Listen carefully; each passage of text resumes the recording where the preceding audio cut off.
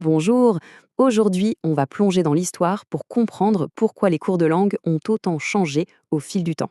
Qui ne s'est jamais demandé en cours d'allemand ou d'espagnol pourquoi il fallait répéter des phrases en boucle? Eh bien, on va décortiquer tout ça ensemble. Oui, c'est la grande question, n'est-ce pas? Répéter des phrases, apprendre ces listes de vocabulaire interminables, faire des jeux de rôle parfois un peu gênants.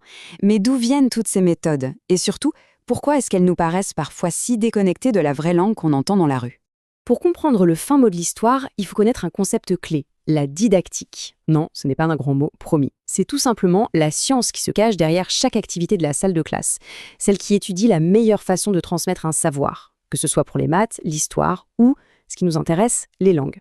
Et au cœur de cette science, il y a une image très simple mais très puissante, le triangle didactique. À chaque sommet, on a un élément, le savoir, l'enseignant et l'apprenant. En fait, toute l'évolution de l'enseignement des langues peut se résumer à la façon dont les relations entre ces trois points ont complètement changé au fil du temps. Bon alors, comment est-ce que ce fameux triangle a bougé? On commence tout de suite avec la première grande rupture, la première révolution, le moment où on a décidé qu'une langue, avant tout, ça se parle. D'un côté, on avait la méthode traditionnelle, qu'on appelle aussi grammaire-traduction. Pensez à des cours de latin. L'objectif, c'était de décortiquer la grammaire, de traduire des textes très littéraires. La langue était un objet d'étude, presque une langue morte. Et puis, bam, fin du 19e siècle, c'est la révolution, la méthode directe. Le mot d'ordre, fini la traduction, on parle. L'idée, c'est de mimer comment un enfant apprend sa langue en écoutant et en répétant. Et pour l'époque, c'était radical. Imaginez un peu. Interdiction totale de parler sa langue maternelle en classe. Le prof devait se transformer en mime, utiliser des images, pointer des objets, tout pour que le sens passe sans jamais, au grand jamais, traduire. Le but ultime, forcer le cerveau à penser directement dans la langue cible. On avance dans le temps. Milieu du XXe siècle. Et là, deux nouveaux acteurs entrent en scène. La science et la technologie. On entre dans une nouvelle ère, celle qui promettait de rendre l'apprentissage des langues parfait, quasi scientifique. C'est l'âge d'or des laboratoires de langue. Derrière tout ça, il y a une théorie psychologique qui a tout balayé sur son passage, le behaviorisme. Pour faire simple, les behavioristes disaient « on ne s'intéresse qu'à ce qu'on peut voir ». Pour eux, apprendre, c'est créer des habitudes par le principe du stimulus-réponse-renforcement. En gros, si on fait une action et qu'on est récompensé, on la refait. Apprendre une langue, c'est donc créer des automatismes, des réflexes parfaits.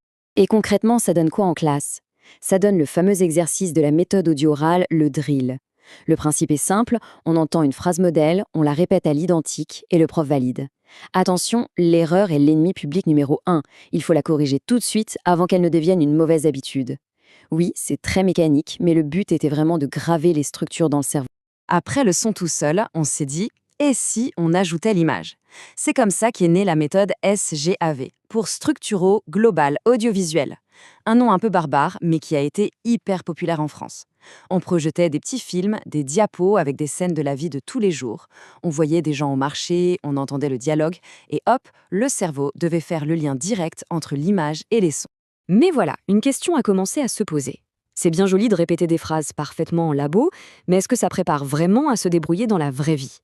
Dans les années 70, le monde s'ouvre, les gens voyagent, et cette question va provoquer un nouveau séisme dans l'enseignement des langues.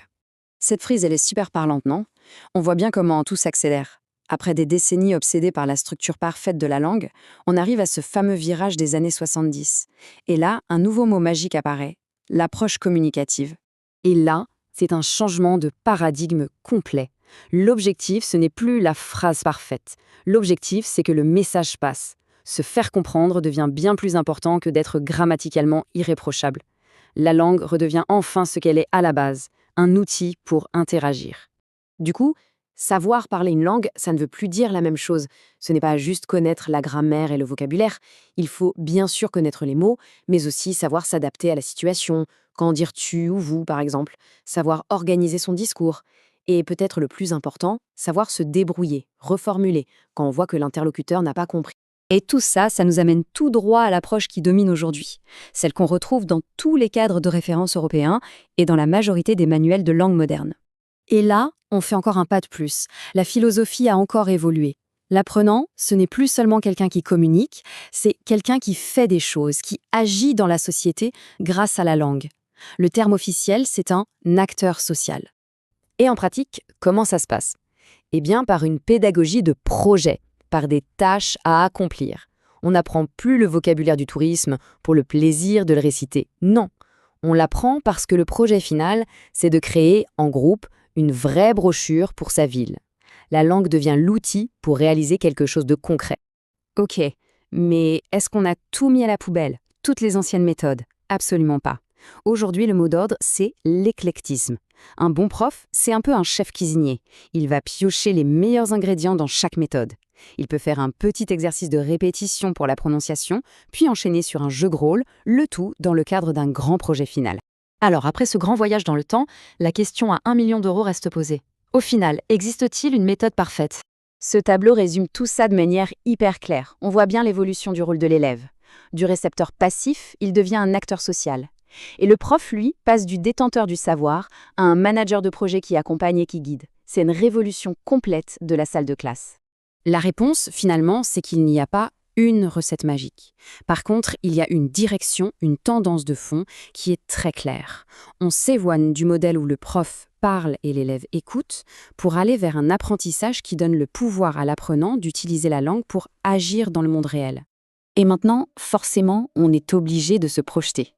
À l'heure où on a tous dans notre poche des intelligences artificielles, des tuteurs virtuels, des traducteurs instantanés, à quoi va ressembler le prochain chapitre de cette histoire? Est-ce que la technologie va provoquer une nouvelle rupture aussi importante que celle qu'on vient de voir? Le débat ne fait que commencer.